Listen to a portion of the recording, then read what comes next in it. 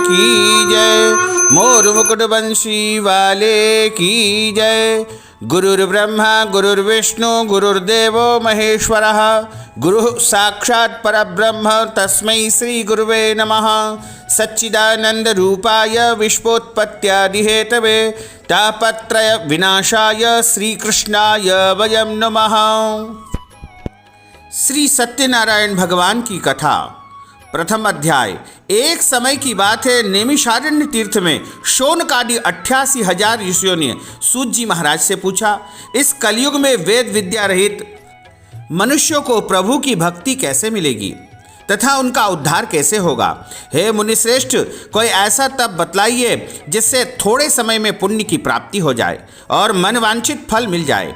इस प्रकार की कथा सुनने की हम इच्छा रखते हैं। सर्व शास्त्रों के ज्ञाता सूत जी महाराज बोले, हे वैष्णवों में पूज्य, आप सभी ने प्राणियों के हित की बात पूछी है, इसलिए एक ऐसे श्रेष्ठ व्रत को आप लोगों को बताऊंगा जिसे नारद जी ने भगवान श्री हरि लक्ष्मी नारायण जी से पूछा था और लक्ष्मीपति ने मुनि श्रेष्ठ नारद जी से कहा था।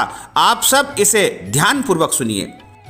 एक समय की बात है, योगीराज नारद जी दूसरों के हित की इच्छा लिए अनेक लोकों में भ्रमण करते मृत्यु लोक में आ पहुँचे।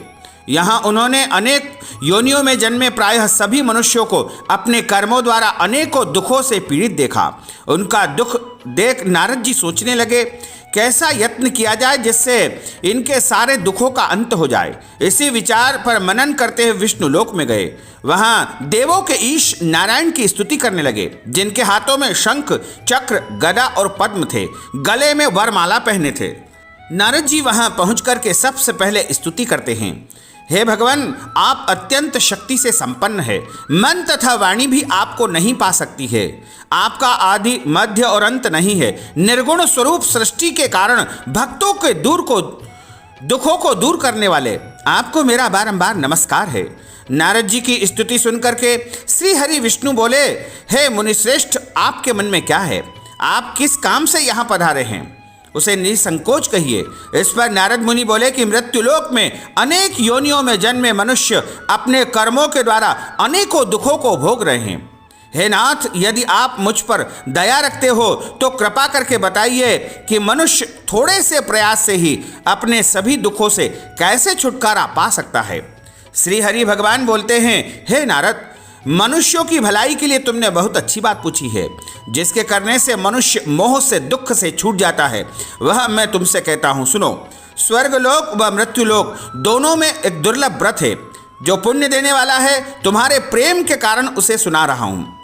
श्री सत्यनारायण भगवान का यह व्रत अच्छी प्रकार से करके, विधि विधान से इस व्रत को संपन्न करके मनुष्य सभी प्रकार के सुखों भोग करके अंत में मोक्ष को प्राप्त कर लेता है। श्री हरि नारायण के वचन को सुनकर के नारद जी बोले, उस व्रत का क्या फल है और क्या विधान है? यह व्रत किसने किया था? इस व्रत को किस दिन करना चाहिए? सब कुछ विस्तार से बताइए। नारद जी की बात को सुनकर के भगवान हरि विष्णु बोले, दुख व शोक को दूर करने वाला यह सभी स्थानों पर विजय दिलाने वाला है। मानव को भक्ति व श्रद्धा के साथ शाम के समय भगवान सत्यनारायण की पूजा धर्म परायण होकर के ब्राह्मणों और बांधवों के साथ करनी चाहिए। भक्ति भाव से नैवेद्य केले का फल, घी, दूध और गेहूं का आटा सवाया ले। गेहूं के स्थान पर साठी का आटा, शक्कर अथवा गुड़ लेकर के सभी भक्षण योग्य पदार्थों को मिला करके भगवान को भोग लगाए। ब्राह्मणों सहित बंधु बांधवों को भोजन करवावे, उसके बाद स्वयं भोजन करे। भजन कीर्तन के साथ में भगवान की भक्ति में लीन हो जाएं। इस तरह सत्यनारायण भगवान की कथा का जो है यह व्रत करने से मनुष्य की सारी इच्छाएं निश्चित पूरी हो जाती है। इस कली काल में, कलयुग में, मृत्युलोक में मोक्ष का यही एक सरल उपाय है। श्री स्कंद पुराणे रेवाखंडे सत्यनारायण कथायां महा प्रथम पुष्प श्री सत्यनारायण अर्पणमस्तु। बोलिए श्री सत्यनारायण भगवान की जय। अथ द्वितीयो अध्याय। सूत जी महाराज बोले, हे ऋषियों, जिसने पहले समय में इस व्रत को किया था उसका इतिहास कहता हूँ, ध्यान से सुनो। सुंदर काशीपुरी नगरी में एक गरीब ब्राह्मण रहता था। भूख प्यास से परेशान होकर के इस पृथ्वी पर इधर उधर भ्रमण करता था। ब्राह्मणों से प्रेम करने वाले भगवान ने एक दिन ब्राह्मण का वेश धारण करके उस निर्धन के पास जाकर के पूछा, हे विप्र, नित्य दुखी होकर के तुम पृथ्वी पर क्यों घूमते रहते हो? हे दीन, आखिर तुम्हें किस प्रकार का दुख है? वह दीन ब्राह्मण बोला कि मैं निर्धन ब्राह्मण हूँ और भिक्षावृत्ति के लिए नगर में पृथ्वी पर भ्रमण करता हूँ। हे भगवान, यदि आप इसका कोई उपाय जानते हो तो कृपा करके मुझे बताइए। वृद्ध ब्राह्मण कहते हैं कि सत्यनारायण भगवान का जो मनोवांछित फल देने वाला पूजन है उसको तुम करो। उसको करने से सारे दुखों से तुम मुक्त हो जाओगे। वृद्ध ब्राह्मण बनकर के आए सत्यनारायण भगवान उस निर्धन ब्राह्मण को व्रत का सारा विधान बता करके वहीं पर अंतर्ध्यान हो गए। ब्राह्मण मन ही मन सोचने लगा कि जिस व्रत को वृद्ध ब्राह्मण कह करके मुझसे गए हैं उसे मैं अवश्य ही करूंगा। ऐसा उसने मन में निश्चय कर लिया। अब उसे रात भर नींद नहीं आई। प्रातःकाल जल्दी उठ करके सत्यनारायण भगवान के व्रत का निश्चय करके भिक्षावृत्ति के लिए नगर में निकल गया। उस दिन उस ब्राह्मण को भिक्षावृत्ति में बहुत सारा धन मिला, जिससे उसने बंधु बांधवों के साथ विधि विधान से सत्यनारायण भगवान का व्रत पूजन संपन्न किया। भगवान श्री सत्यनारायण का व्रत संपन्न करने के बाद वह गरीब ब्राह्मण सभी दुखों से छूट गया और अनेक प्रकार की संपत्तियों से युक्त हो गया। उसी समय यह ब्राह्मण हर एक माह सत्यनारायण भगवान का पूजन अर्चन करने लगा था। इस तरह सत्यनारायण भगवान के व्रत को जो मनुष्य करेगा वह सभी प्रकार के पापों से छूट करके अंत समय में मोक्ष को प्राप्त हो जाएगा। जो मनुष्य इस व्रत को करता है वह सभी दुखों से मुक्त हो जाता है। सूत जी महाराज बोले, इस तरह नारद जी से नारायण जी का कहा हुआ सत्यनारायण भगवान का व्रत मैंने तुमसे कहा है। हे विप्रो, अब और क्या कहूँ? ऋषि बोले, हे मुनिवर, संसार में उस विप्र से सुन करके किस किस ने इस व्रत को किया, हम सब इस बात को सुनना चाहते हैं। इसके लिए हमारे मन में श्रद्धा का भाव है। हे मुनियों, जिसने इस व्रत को किया वह सुनो। सूत जी महाराज कहते हैं कि एक समय वही विप्र धन और ऐश्वर्य के अनुसार अपने बंधु बांधवों के साथ इस व्रत को करने के लिए तैयार हुआ। उसी समय एक लकड़ी बेचने वाला लकड़हारा वृद्ध वहां पर आया। लकड़ियों का बोझा बाहर रख करके ब्राह्मण के घर में जल पीने की इच्छा से गया और उनको नमस्कार करके जल पिया और उसके बाद प्रसाद उसने प्राप्त किया और पूछा कि आप यह क्या पूजन कर रहे हैं और इसके करने से क्या फल मिलता है? कृपा करके मुझे भी आप अवगत कराइए। उन ब्राह्मण ने कहा कि सब मनोकामनाओं को पूर्ण करने वाला यह भगवान श्री सत्यनारायण का व्रत एवं पूजन में कर रहा हूँ और इनकी कृपा से ही मेरे घर में धन धान्य की वृद्धि हुई है। उन ब्राह्मण से सारा व्रत का विधि विधान जान करके लकड़हारा बहुत प्रसन्न हुआ और चरणामृत प्रसाद लेकर के वह अपने घर को गया। लकड़हारे ने मन ही मन निश्चय कर लिया कि आज गांव में लकड़ी बेचने से जो भी धन मिलेगा उसी से मैं सत्यनारायण भगवान का पूजन तथा उत्तम व्रत करूंगा। मन में इस विचार को लेकर के वह वृद्ध लकड़हारा सिर पर लकड़ियों का बोझ रख करके नगर में लकड़ी बेचने निकल गया। जहां धनी लोग रहते ऐसे सुंदर नगर में गया। उस दिन उसे लकड़ियों का 2 गुना चौगुना दाम यानी मूल्य प्राप्त हो गया। वह बूढ़ा लकड़हारा बड़ा प्रसन्न हुआ और उसने बाजार जाकर के केले, शक्कर, घी, दूध, दही और गेहूं का आटा लेकर के सत्यनारायण भगवान के व्रत की अन्य सभी सामग्रियां लेकर के अपने घर आया। वहां उसने अपने बंधु बांधवों को बुला करके विधि विधान से सत्यनारायण भगवान का पूजन और व्रत किया और इस व्रत के प्रभाव से वह वृद्ध लकड़हारा धन, पुत्र आदि से युक्त होकर के संसार के समस्त सुखों को भोग करके अंत समय में वैकुंठ लोक को चला गया। श्री स्कंद पुराणे रेवाखंडे सत्यनारायण व्रत कथायां द्वितीय पुष्प श्री सत्यनारायण अर्पणमस्तु। बोलिए सत्यनारायण भगवान की जय। अथ तृतीयो अध्याय। सूत जी महाराज कहते हैं, हे श्रेष्ठ मुनियों, अब आगे की कथा कहता हूँ। पहले समय में उल्कामुख नाम का बड़ा बुद्धिमान राजा था। सत्यवक्ता और जितेंद्री था। प्रतिदिन मंदिर जाकर के गरीब कुबों को और ब्राह्मणों को दान दक्षिणा दिया करता था तथा गरीबों को धन देकर के उन्हें कष्ट दूर किया करता था। उनकी पत्नी का नाम जो है कमल के समान मुख वाली थी और बड़ी ही सती साध्वी थी। भद्रशिला नदी के किनारे पर एक दिन सत्यनारायण भगवान का वह पूजन कर रहे थे। उसी समय साधु नामक एक वैश्य भी वहां पर आया। एक बनिया वहां आया। उसके पास व्यापार करने के लिए बहुत सा धन भी था। राजा को व्रत करते देख करके वह विनती करके पूछने लगा कि हे राजन, भक्ति भाव से पूर्ण होकर के आप यह क्या कर रहे हैं? मेरी सुनने की इच्छा है, आप कृपा करके मुझे बताइए। राजा बोले, हे साधु, अपने बंधु बांधवों के साथ पुत्र प्राप्ति के लिए, संतान प्राप्ति के लिए महाशक्तिवान श्री सत्यनारायण भगवान का व्रत तथा पूजन कर रहा हूँ। राजा के वचन को सुन करके साधु बड़े आदर से बोला, हे राजन, मुझे इस व्रत का सारा विधान कहिए। आपके कहे अनुसार मैं भी इस व्रत को करूँगा, क्योंकि मेरे यहाँ कोई संतान नहीं है और इस व्रत को करने से निश्चित रूप से मुझे संतान की प्राप्ति होगी। व्रत का सारा विधि विधान सुन करके व्यापार से निवृत्त होकर के वह साधु नामक बनिया अपने घर पहुंचा और साधु वैश्य ने अपनी पत्नी को संतान देने वाले इस व्रत का वर्णन कह करके सुनाया और कहा कि जब हमारे यहाँ संतान की प्राप्ति हो जाएगी तब हम भी सत्यनारायण भगवान का व्रत तथा पूजन करेंगे। साधु ने इस तरह के वचन अपनी पत्नी लीलावती को कहे। एक दिन लीलावती पति के साथ आनंदित होकर के सांसारिक धर्म में प्रवृत्त होकर के सत्यनारायण भगवान की कृपा से गर्भवती हो गई और ठीक 10वें महीने में उसके गर्भ से एक सुंदर कन्या ने जन्म लिया। दिनों दिन वह ऐसे बढ़ने लगी जैसे कि शुक्ल पक्ष का चंद्रमा बढ़ता है। माता पिता ने अपनी कन्या का नाम कलावती रखा। एक दिन लीलावती ने मीठे शब्दों में अपने पति को याद दिलाया कि आपने सत्यनारायण भगवान के जिस व्रत को करने का संकल्प किया था उसका समय आ गया है, आप इस व्रत को करिए। साधु बोला, हे प्रिय, इस व्रत को मैं इस कन्या के विवाह के समय करूंगा। इस प्रकार अपनी पत्नी को आश्वासन देकर के वह तो नगर में चला गया। कलावती पिता के घर में वृद्धि को प्राप्त हो रही थी, यानी बड़ी हो रही थी। साधु ने एक बार नगर में अपनी कन्या को सखियों के साथ देखा तो तुरंत ही दूत को बुलाया और कहा कि मेरी कन्या के योग्य वर देख करके आओ।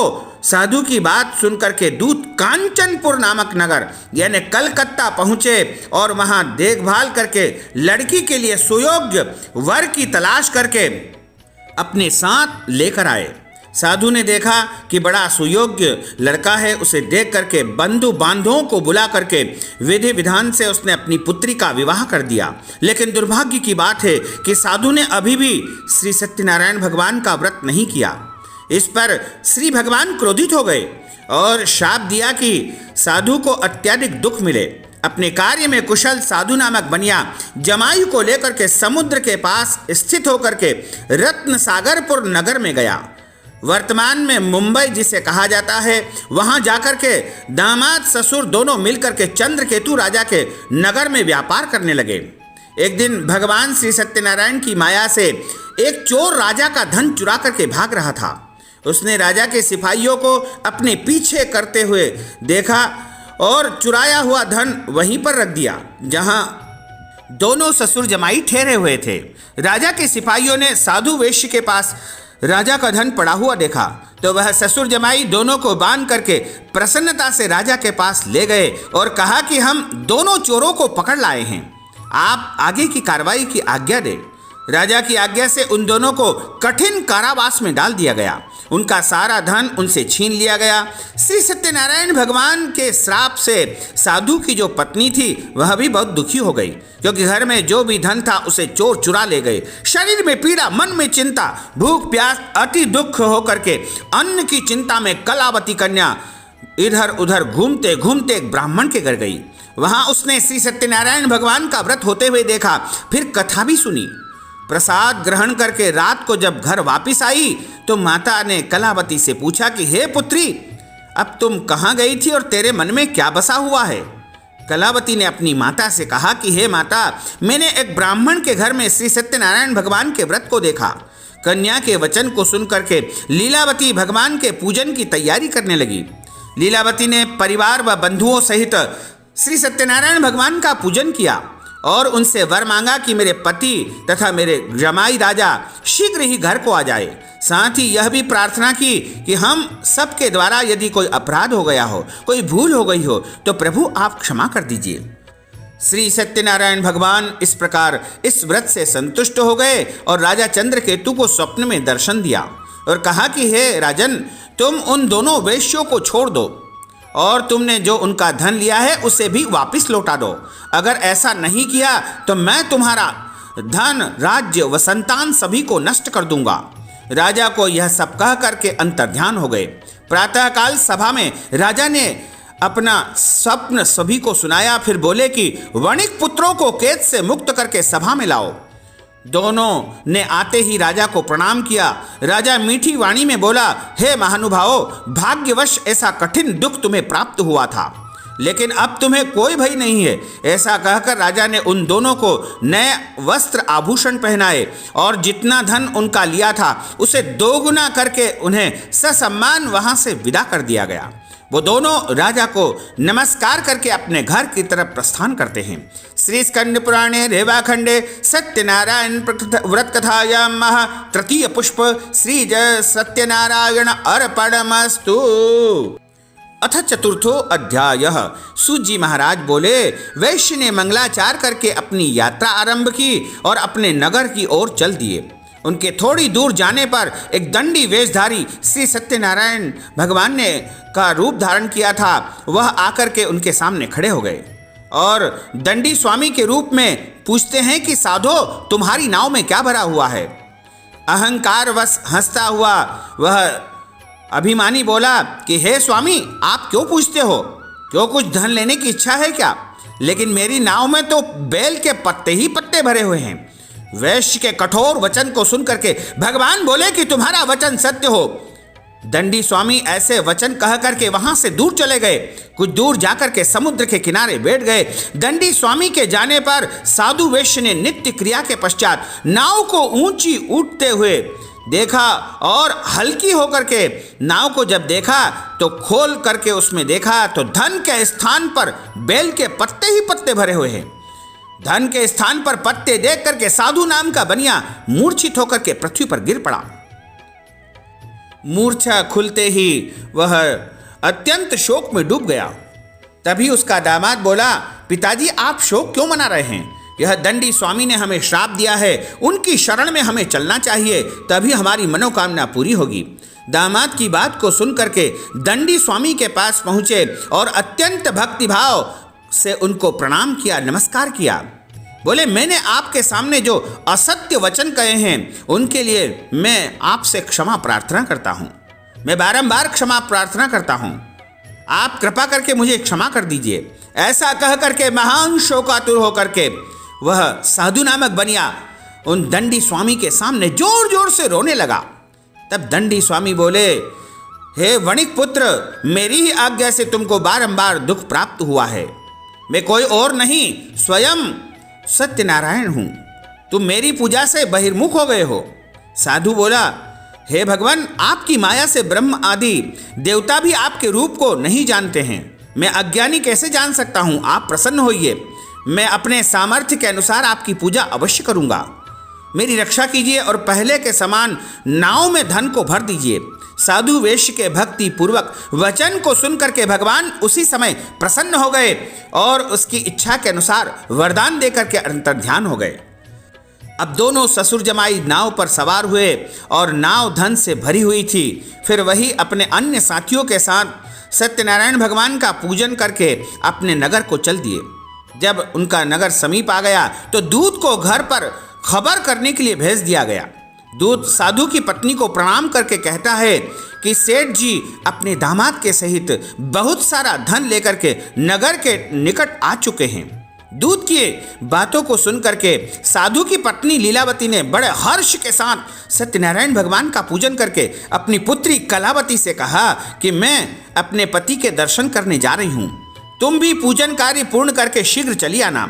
माता के ऐसे वचन को सुन करके कलावती जल्दी में पूजन तो पूर्ण कर लिया, लेकिन भगवान का प्रसाद छोड़ करके अपने पतिदेव के दर्शन करने के लिए चली आई और प्रसाद की अवज्ञा के कारण श्री सत्यनारायण भगवान उस से रुष्ट हो गए और नाव सहित उसके पति को पानी में डुबो दिया गया। कलावती अपने पति को वहां न देख करके रोती हुई पृथ्वी पर गिर पड़ी। नौका को डूबा हुआ देख करके, कन्या को रोता हुआ देख करके साधु दुखी होकर के बोला कि हे प्रभु, मुझसे या मेरे परिवार से जो कोई भूल हुई उसे आप क्षमा कर दीजिए। साधु के दीन वचन को सुन करके भगवान सत्यनारायण प्रसन्न हुए और आकाश से आकाशवाणी होती है, हे साधो, तेरी कन्या मेरा प्रसाद छोड़ करके चली आई है, इसलिए इसका पति अदृश्य हो गया है। यदि घर जाकर के पुनः प्रसाद ग्रहण करेगी तो निश्चय ही इसे पति की प्राप्ति हो जाएगी। ऐसी आकाशवाणी को सुनकर के कलावती कन्या तत्काल घर पहुंचती है और प्रसाद प्राप्त करती है, प्रसाद ग्रहण करती है और फिर आकर अपने पतिदेव का दर्शन करती है।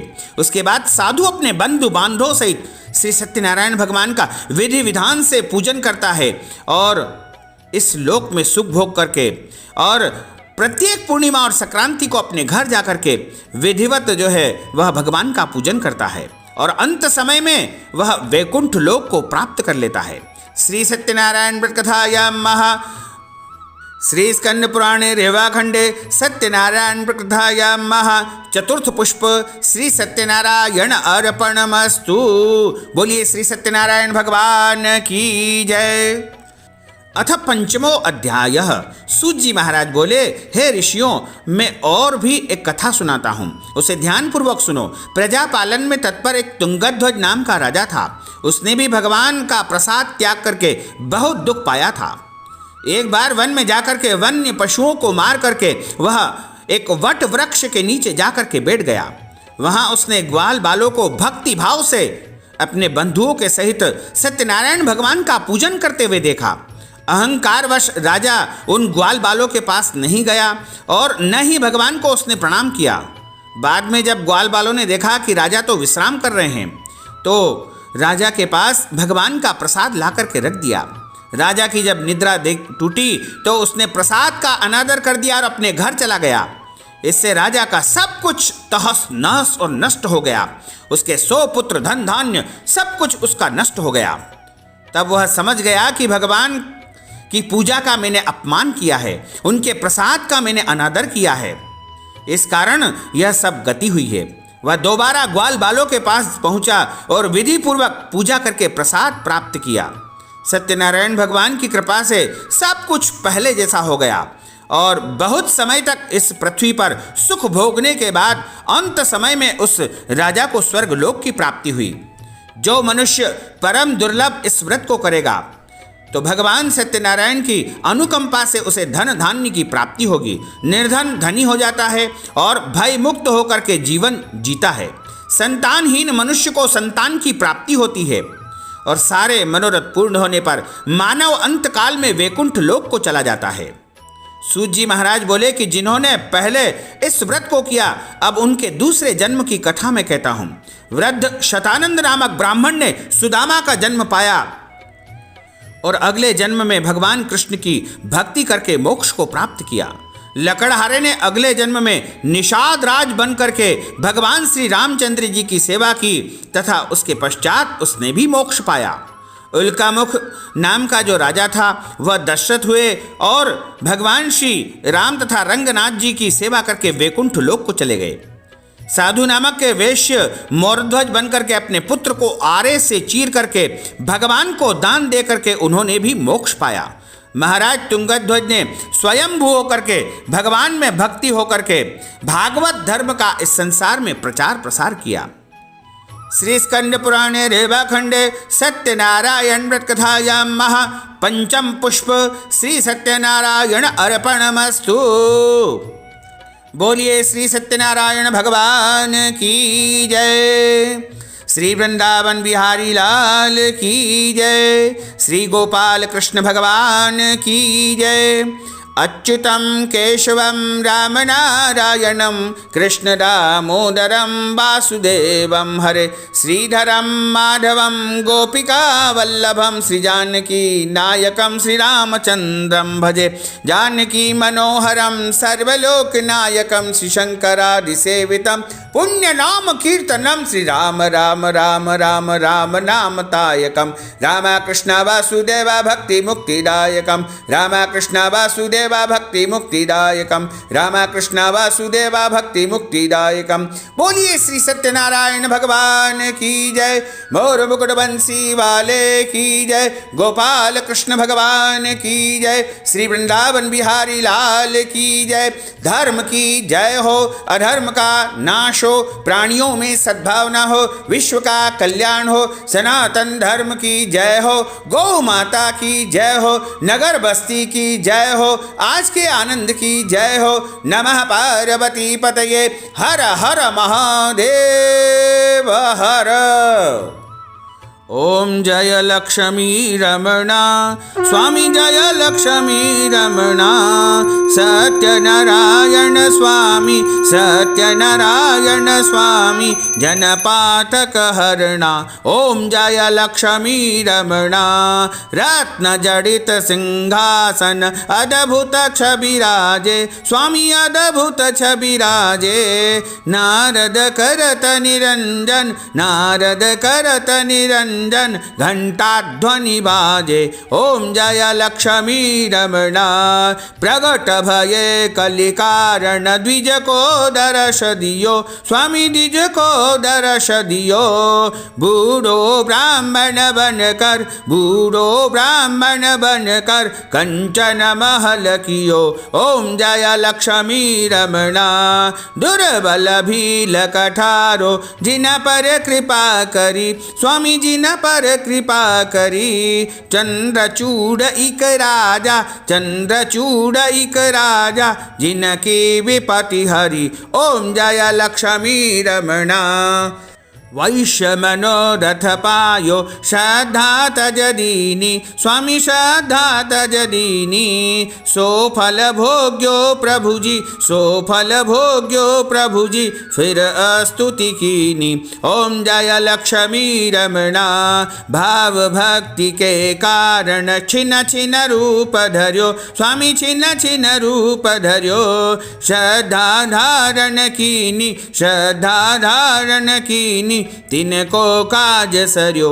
ओम जय लक्ष्मी रमणा ग्वाल बाल संग राजा वन में भक्ति करी स्वामी वन में भक्ति करी। मन वांछित फल दीनो मन वांछित फल दीनो दीन दयालु हरि। ओम जय लक्ष्मी रमणा चढ़त प्रसाद सवायो कदली फल मेवा स्वामी कदली फल मेवा। धूप दीप तुलसी से धूप दीप तुलसी से राजी सतदेवा।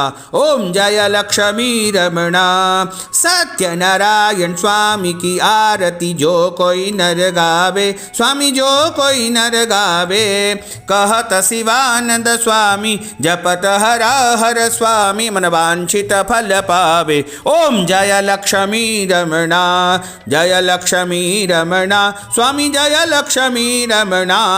सत्यनारायण स्वामी सत्यनारायण स्वामी जनपातक हरणा। ओम जय लक्ष्मी रमणा। बोलिए श्री सत्यनारायण भगवान की जय। श्री वृंदावन बिहारी लाल की जय। गोपाल कृष्ण भगवान की जय। नमः पार्वती पते।